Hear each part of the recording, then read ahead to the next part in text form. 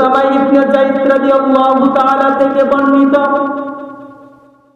আল্লাহ রাসূল সাল্লাল্লাহু আলাইহি সাল্লামকে উসামা ইবনে যায়েদ রাদিয়াল্লাহু তাআলা আনহু প্রশ্ন করলেন, ইয়া রাসূলুল্লাহ,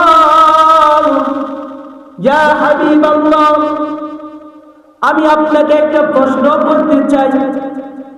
আল্লাহ রাসূল সাল্লাল্লাহু আলাইহি ওয়াসাল্লাম উসামা ইবনে যায়েদ রাদিয়াল্লাহু তাআলা আনহুকে জিজ্ঞেস করলেন, আপনি কি প্রশ্ন করবেন করেন।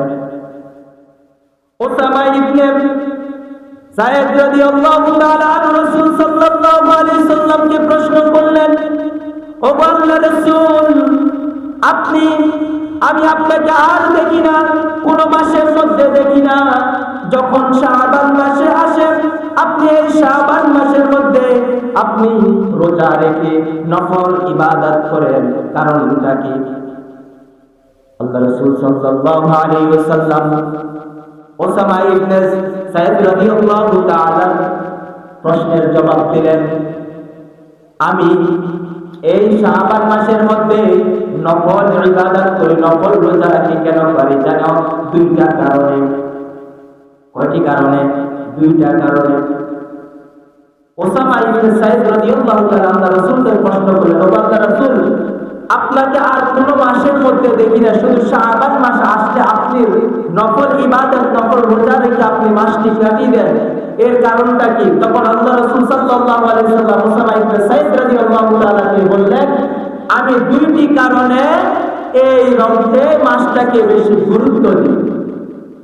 উসামার কথার উত্তর জবাব দিলেন, আল্লাহ রাসূল সাল্লাল্লাহু আলাইহি ওয়াসাল্লাম বলতেছেন, আমি এক নাম্বার শাবান মাসকে আমি রোজা রেখে নফল ইবাদত করে আমি এই মাসটি কাটিনি। এক নাম্বার কারণ, এই মাসের মধ্যে মানুষ উদাসীন, মানুষ কাফের, এই জন্য আমি মাসটাকে গুরুত্ব দিই বেশি। আমরা মনে করি রজব মাসটা অনেক গুরুত্বপূর্ণ, রজবের পরে শাবান, রমজানের আগে শাবান, তাহলে শাবান মাসটা হচ্ছে অনেক গুরুত্বপূর্ণ। উসামা ইবনে যায়েদ রাদিয়াল্লাহু তাআলা যখন ওই আল্লাহ রাসূল সাল্লাল্লাহু আলাইহি সাল্লামকে প্রশ্ন করলেন, উত্তর দিলেন, আমি দুইটি কারণে এই রোজাটা রাখি, নফল ইবাদত করি। এক নাম্বার কারণ হচ্ছে মানুষজন এই শাবান মাসের মধ্যে উদাসীন, মানুষ এই শাবান মাসকে কোনো গুরুত্ব দেয় না, এই মাসটাকে তারা গাফিল করে। এই জন্য আমি এই মাসটার মধ্যে রোজা রেখে নফল ইবাদত করে আমি এই মাসটা কাটিয়ে দিই। সুবহানাল্লাহ। এরপর দুই নাম্বার বললেন, আল্লাহ রাসূল সাল্লাল্লাহু আলাইহি সাল্লাম বললেন, আমি দুই নাম্বার রাখি। দুই নাম্বার কারণটা জানো? এই শাবান মাসে আল্লাহ তাআলার কাছে বান্দার আমলনামা পেশ করা হয়। সুবহানাল্লাহ। আল্লাহর কাছে বান্দার আমলনামা পেশ করা হয়।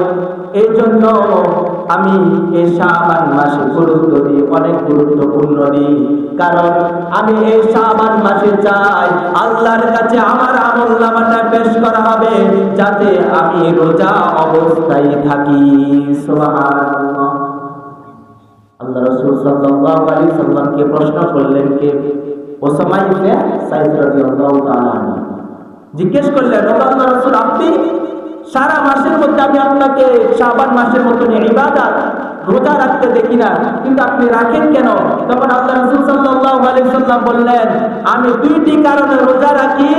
এক নাম্বার হচ্ছে মানুষজন এই মাসের মধ্যে কাফের, আর দুই নাম্বার হচ্ছে আল্লাহর কাছে শাবান মাসে বান্দার আমলনামা পেশ করা।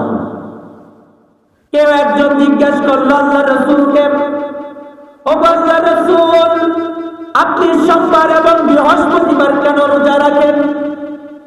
আল্লাহ রাসূল সাল্লাল্লাহু আলাইহি সাল্লাম উত্তর দিলেন, আমি সোমবারে রোজা রাখি, সোমবারের মধ্যে আমি জন্মগ্রহণ করেছি, এই খুশি মোতাবেক আমি সোমবারের মধ্যে রোজা রাখি, আর বৃহস্পতিবারে আমি কেন রোজা রাখি? বৃহস্পতিবারে রোজা রাখি হচ্ছে কারণ আল্লাহর কাছে বান্দার সাপ্তাহিক আমলনামা পেশ করা হয়। কেউ একজন জিজ্ঞেস করল আল্লাহ রাসূলকে, আপনি সব বৃহস্পতিবার কেন রোজা রাখেন? আল্লাহ রাসূল বললেন, সোমবার আমার জন্ম, এজন্য আমি রোজা রাখি। বৃহস্পতিবার রাখেন কেন?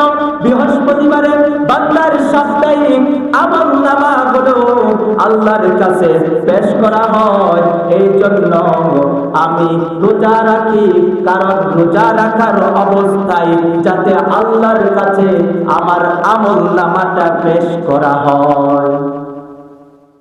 তাহলে শাবান মাসের মধ্যেও প্রতিদিন শাবান মাসে আল্লাহর কাছে বান্দার আমলনামা পেশ করা হয়। এজন্য আল্লাহ রাসূল সাল্লাল্লাহু আলাইহি সাল্লাম শাবান মাসকে বেশি গুরুত্ব দিতেন। তাহলে আমাদের দেওয়া দরকার আসেনি? আমাদের দেওয়া দরকার আসেনি? অবশ্যই আছে। তাহলে শাবান মাসে আমাদের প্রতিদিন বান্দার আমলনামা প্রতিদিন আল্লাহর কাছে কি করা হবে? হাজির করা হবে, পেশ করা হবে। বান্দা ভালো কোনটা করেছে, খারাপ কোনটা করেছে, আমলনামাগুলো আল্লাহর কাছে পেশ করা হয়। ওই যখন আপনাকে পেশ করা হবে, যখন আপনি শাবান মাসে রোজা রাখবেন, তাহলে আপনি রোজা রাখা অবস্থায় আল্লাহর কাছে আপনার আমলনামাটা পেশ করা হবে। তাহলে আমাদের উচিত আমরা কি করা? শাবান মাসকে বেশি বেশি নফল ইবাদত করা। শাবান মাসে রোজা রেখে রমজানের জন্য কি করা? প্রস্তুতি নেওয়া। এজন্য আমরা শাবান মাসকে কি দিব? গুরুত্ব দেব, ইবাদত করব। পারবো না ইনশাআল্লাহ? ইনশাআল্লাহ।